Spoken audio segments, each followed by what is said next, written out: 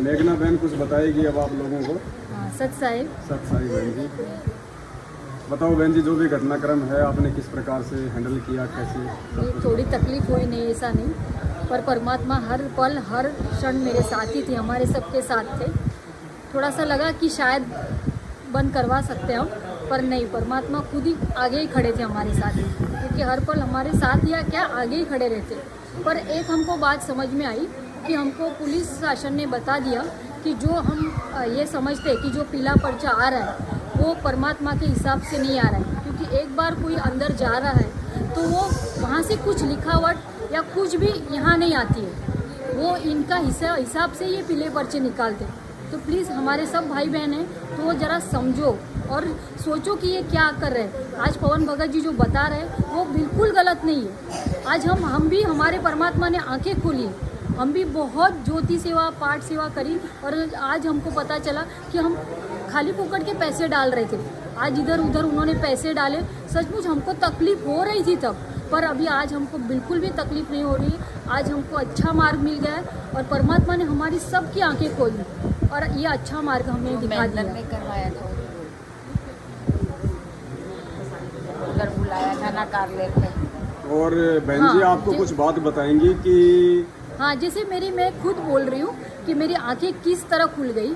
जैसे मैं वाशी से रहती हूँ, वाशी नवी मुंबई में, और अचानक एक बार जैसे अभी 1 साल होने को आया, जैसे अपने गुरुजी के भाई महेंद्र भगत जी और देशराज भगत जी ये कारलेर नामदान केंद्र पे आए थे और हमको बुलाया था कि जो कोई दृढ़ भगत हो तो वो यहाँ पे आ जाए, क्योंकि हमको क्या षड्यंत्र करने के लिए बुलाया था कि पवन भगत जी से हम जैसे बात करेंगे और उसके बाद उनको बोलेंगे कि हमको पैसे आपको देने, कि हम अभी आप जो खुद पवन भगत जी बोल रहे हैं कि उनको पैसे नहीं देने, तो जैसे हम बोलेंगे पवन भगत जी को अभी हमारी दान जो हम दे रहे दशवांश वो आपको दे रहे, तो हम कैसे दें, तो आपका जो अकाउंट नंबर है वो हमको दे दो।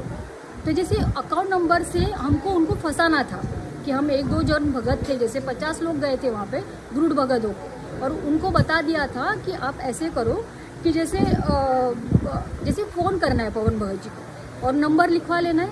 और देशराज भगत जी ने तो डायरेक्ट बोल दिया था कि सूरज ऐसे करना कि जैसे अपने इधर से भी पैसे दे दो, भक्तों की नहीं, अपने जो अपने दिए ना 1000 रुपए दे के इसको वहाँ पे उसके डाल दो। अच्छा, और मतलब भक्तों को पैसे दे दो नामदान केंद्र से, हाँ, वो पवन के खाते में डाल दो, हाँ, और उसके बाद उसको फंसाना है कि हमसे दान के पैसे लूटता है। हाँ, और उसी हिसाब से फिर पवन भगत जी को अंदर डाल देंगे, ऐसा सोचा था। फिर तब मैंने सोचा ऐसे कैसे, हम परमात्मा तो हमको कुछ ये सिखाते नहीं है। जब घर आई और मैंने सोचा देखूँ तो सही, पवन भगत जी देखा तो था, पता था, पर परमात्मा ने बोल के रखा था जैसे कि गुरुदेव ये देखना नहीं है, तो नहीं देखते थे। चलो जाने तो होगा कुछ, तो मालिक के मुंह से निकला था तो सोचा था कि नहीं करेंगे, नहीं देखेंगे, पर सोचूँ तो देखूँ तो सही। फिर फेसबुक चालू किया मैंने और देखा तो एक माई से शायद पवन भगत जी बात कर रहे थे, तब देखा तो अरे अलग ही कुछ बात थी, पवन भगत जी कुछ अलग ही बता रहे, जैसे जो हम ध्यान नहीं दे रहे थे। ज़्यादातर हम पुस्तक सेवा और ज्योति सेवा पाठ सेवा में ही डटे रहे थे, न कुछ हमको कुछ ज्ञान नहीं। आज नाम दीक्षा लेने जाते हैं तो उनको कुछ नहीं बताते, न उनका पूरा वो बोलते कि अरे परमात्मा का ज्ञान समझो और उसके बाद यहाँ पे आओ। नाम दीक्षा परमात्मा ने क्या बोला कि मुझे देखो, आप सुनो पहले और बाद में मेरे पास आओ, और बाद में अग्रम बग्रम नहीं होनी चाहिए। फिर उसके बाद मैंने सोचा ये तो कुछ अलग ही दिख रहा है।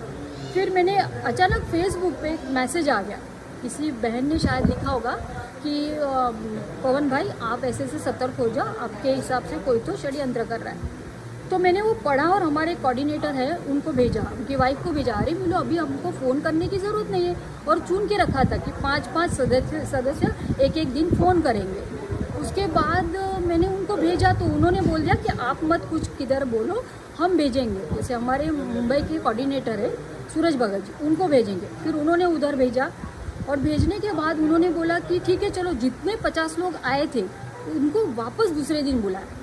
तो मैंने सोचा अरे दूसरे दिन नहीं माई चलो, अपने को अभी जाना है, अपने को वापस बुलाया। तो मैंने बोला अरे एक दिन अभी मैं भी जॉब करती थी, और मुझे बार बार तो छुट्टी नहीं मिल सकती है। तो मैंने बोला मैं नहीं आऊँगी, क्योंकि मैंने ही अभी देखा है। अरे पवन भगत जी को फ़ोन करने का अभी ज़रूरत ही नहीं, क्योंकि वो नहीं उठाएंगे अपने फ़ोन। फिर भी नहीं आना ही पड़ेगा। नहीं भगत जी मुझे नहीं आना। फिर मुझे कुछ तो हुआ, परमात्मा ने बता दिया, शायद कुछ होगा मैंने सूरज भगत जी का फ़ोन आया कि नहीं माई आपको आना पड़ेगा। मैंने बोला नहीं भगत जी, मुझे उस दिन मैं जब गई नामदान केंद्र पे, आज मुझे कारलेर में मुझे आज नाम दीक्षा मिली है।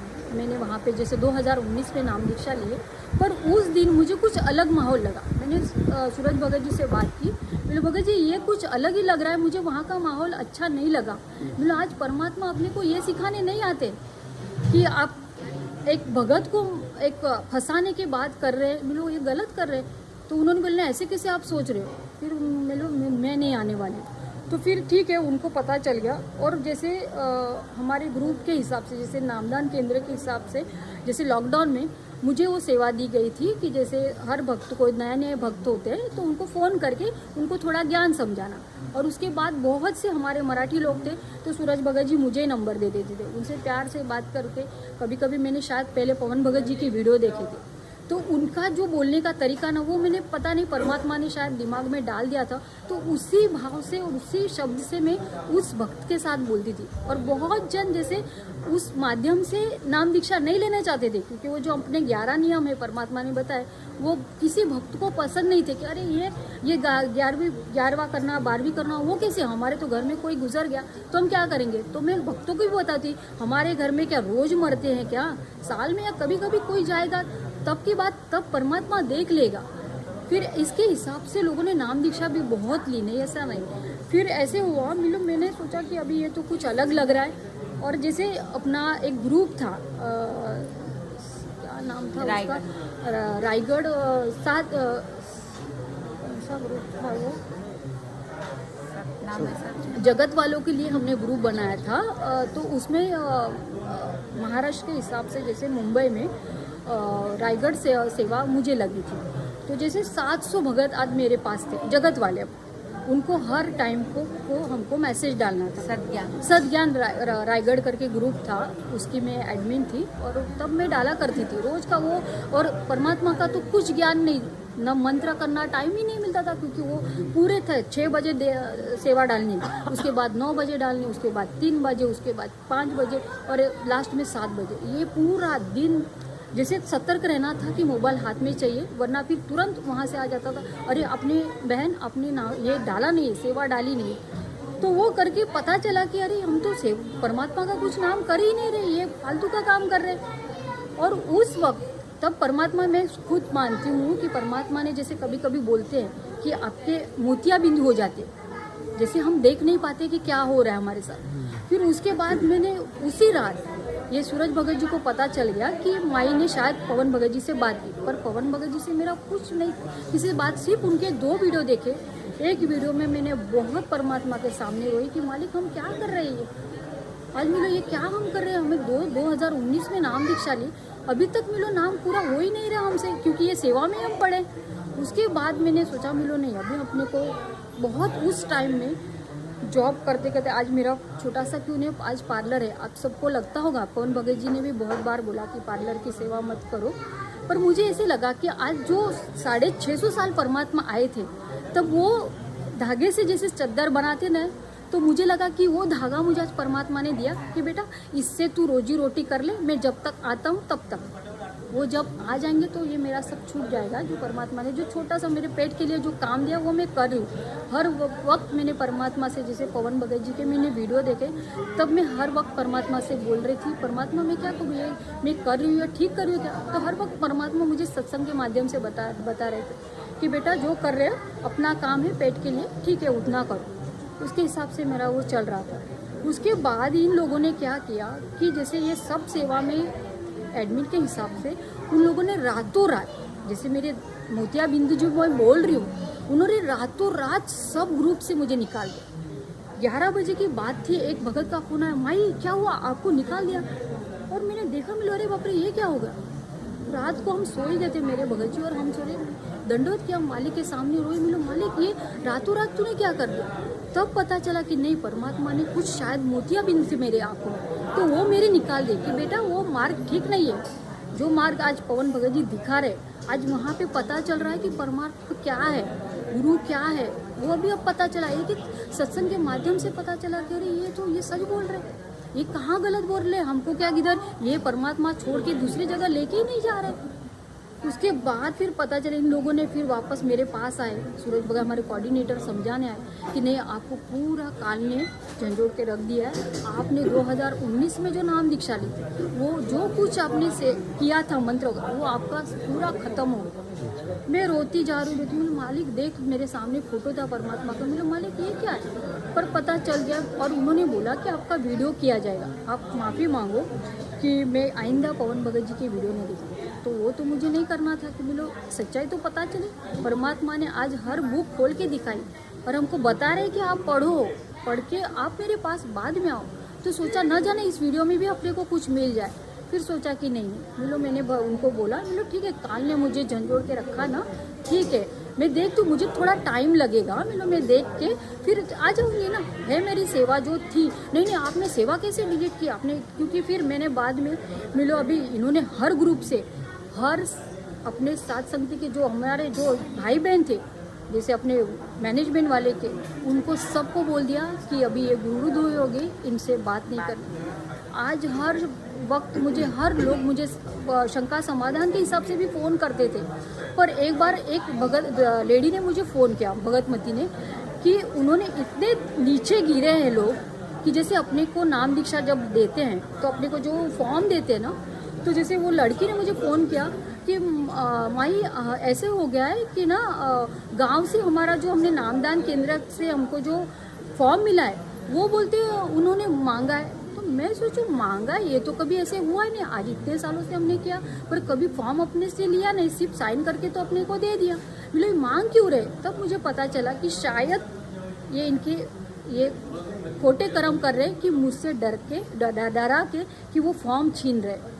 मैंने परमात्मा से अरदास, मालिक अभी मुझे तू मिल गया, मुझे ये फॉर्म ये चिट्ठोरे से कुछ लेना देना चाहिए तो कभी भी तू ले सकता। मैंने वो मेरे घर पे था, मैंने वो पार्लर में ला के रखा क्योंकि मुझे पता था लोग घर में, तो हम दोनों ने नाम दीक्षा लिए, बाकी हम 8 सदस्य घर में, मेरे बेटे ने भी नाम दीक्षा नहीं ली थी। तो मैं चल पार्लर में ये पक्का आएंगे। बहुत जन लोग आए मुझे समझाने कि आप गलत करो, ये वो गलत है, वो फंसाता है, ऐसा वैसा बहुत बोला, और आप ये सब छोड़ दो और आप इस वापस से इस मार्ग में आ जाओ और गुरुजी से अरदास लगाओ कि मैं वापस से ये पवन भगत जी की वीडियो नहीं देखूँ। फिर मैंने सोचा नहीं मुझे टाइम थोड़ा लगेगा, मुझे तुरंत तो मैं मिलो आपने रातों रात ही मेरे ऑपरेशन कर दिया परमात्मा ने मोतियाबिंद, तो मैं अभी तुरंत तो नहीं है ये मार्ग में आऊँ, थोड़ा मुझे सोचना पड़ेगा, देखूंगी मैं। परमात्मा ने जो बोला ना खोल खोल के जो बुक दिखाई, वैसे अभी खोल खोल की वीडियो भी बताए परमात्मा ने कि देखो किसी के माध्यम से आज पवन भगत जी जो कर रहे हैं उसी माध्यम से आज मैंने देखा और पता चला कि ये कुछ गलत चल रहा है इनका। और फिर उसके बाद फिर मैंने वो रास्ता छोड़ दिया। फिर भी एक बार ऐसे हुआ कि हमको करुणा माई करके है कि उनके हिसाब से फ़ोन करके उनको बुलाया था कि इस माई को समझाओ, ये माई गलत रास्ते पर चल गई है, इसने परमात्मा का मार्ग छोड़ दिया, इसको समझाओ। भगत जी आवाज़ थोड़ा भाई कम करो, जो भंडारा कर रहे हो चुपचाप अपना भंडारा करो, थोड़ा इंटरव्यू चल रहा है। फिर उसके बाद करुणा माई हमेशा समझाती, अरे नेहा छोड़, ये नहीं ऐसा नहीं है। फिर मैंने सोचा नहीं माई को भी मैंने बहुत सत्तर किया, माई ध्यान देना, हमारे ज्योति के हर महीने के पैसे, अभी बोलना नहीं चाहती पर ज्योति के हर वक्त पैसे करुणा माई ने भी बहुत पैसे का दान किया है, पर वो उसके जब देते थे ना दान तो अलग है। और तब मुझे कब पता चला, अरे लॉकडाउन हो गया था, हाँ 4-4 महीने लोग घर पे बैठे थे, और परमात्मा अपना कैसे बोल सकता है कि 4 महीने के बाद वापस बोल सकता है कि अरे सेवा करो, पाठ प्रकाश करो।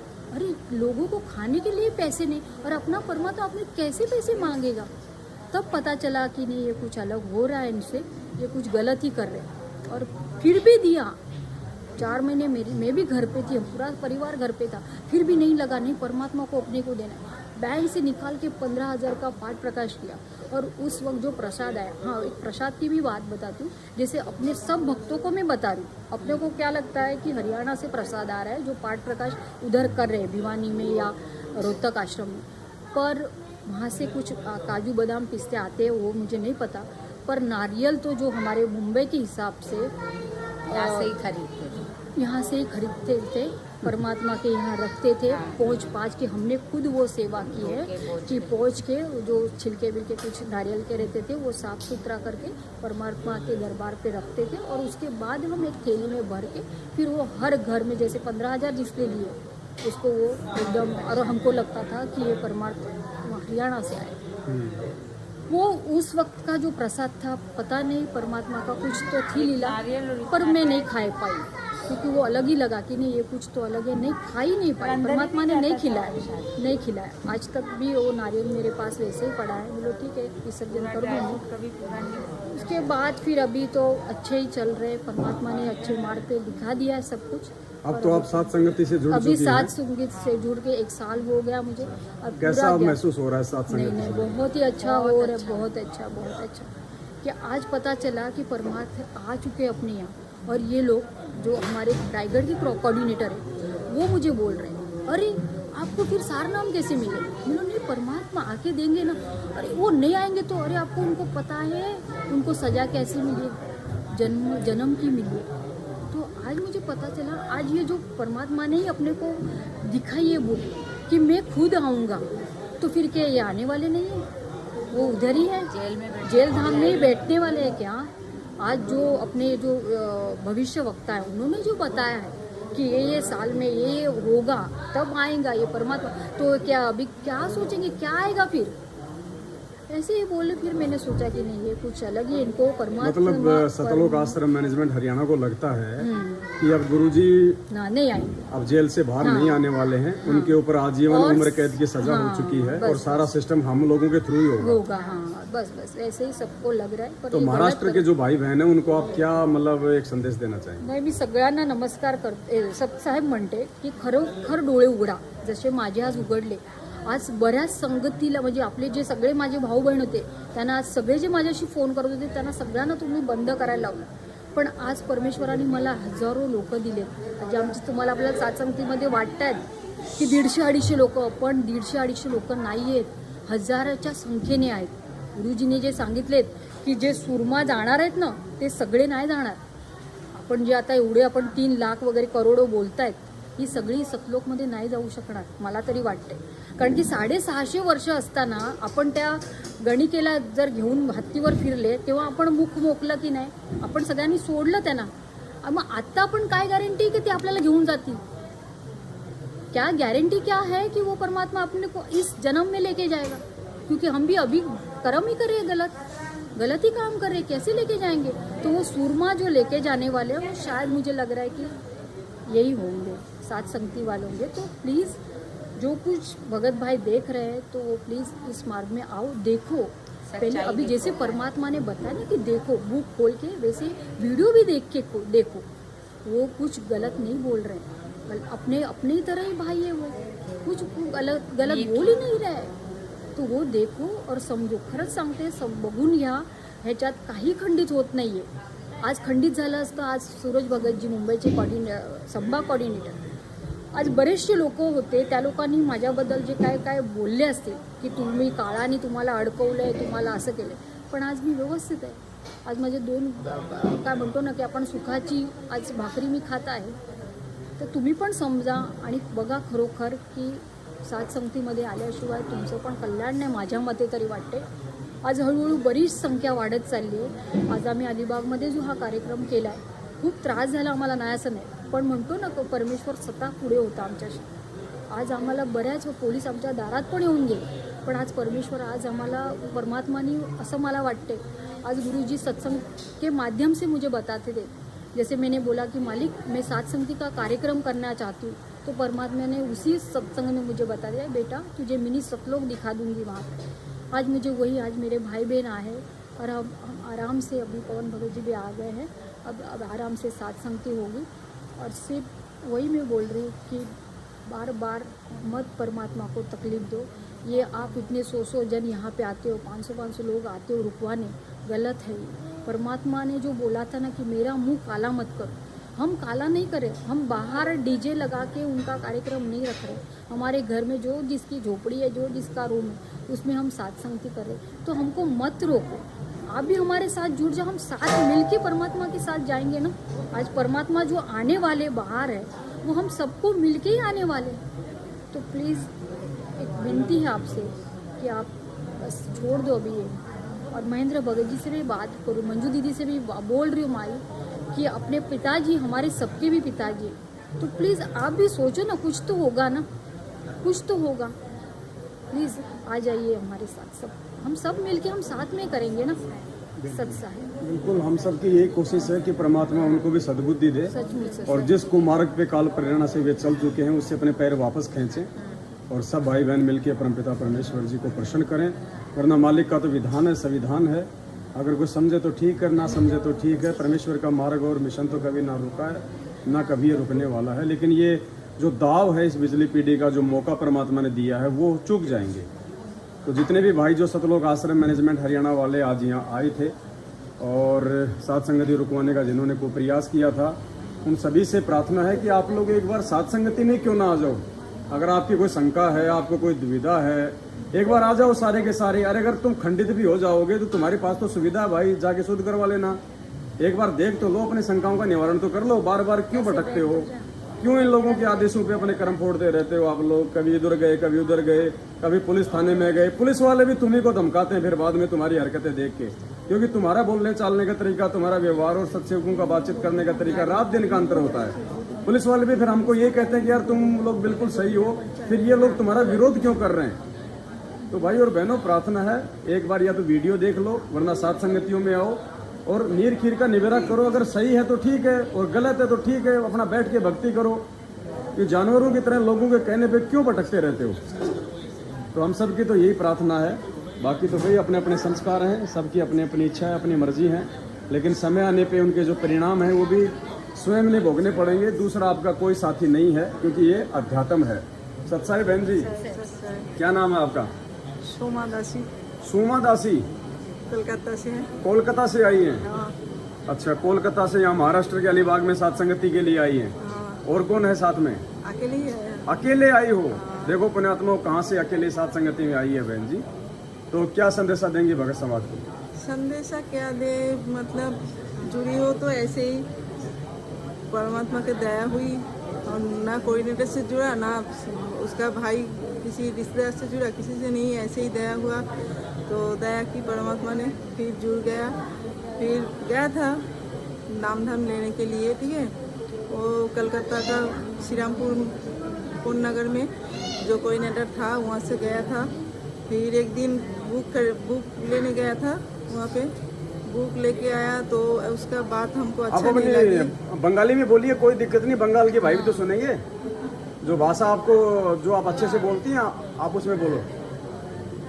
তো আমি কলকাতা থেকে গেছিলাম, ওই হাওড়া থেকে বালি আপনার শ্রীরামপুরে আছে ওদের কোঅর্ডিনেটর সৎসঙ্গতি ইয়েসের সঙ্গে জোড়ানো। এবার আমি গেছি ওখান থেকে যাওয়ার সময় বইয়ের জন্য আমি গেছিলাম অ্যাকচুয়ালি। প্রথমে বই আনার জন্য গিয়েছি, তা আমার ওনার কথাবার্তা ঠিক ভালো লাগেনি, কেমন করে আমাকে বলেছিল। তা সেই দিনে আমি গুরুদেবকে বলেছিলাম যে গুরুদেব, তুমি যদি সত্যি হয়ে থাকো বা সত্যি থেকে থাকো, আমাকে তুমি যেমন করে হোক নামধাম দিয়ে দেবে তুমি নিজেই। তো এসে এসে আমি মানে নিজেই গুরুদেব সেভাবে প্রেরণা করেছে, আমি পেয়ে গেছি নামধাম, ঠিক আছে। তা গুরুদেব এমনকি আমি এটাও বললাম যে গুরুদেব, আমি যে নাম পেয়েছি বা পাচ্ছি সেটা কি আমি করব না করব না। না, আমাকে তখন এসে আবার বললো যে না, আমার নাম সত্যি, আমি সত্যি।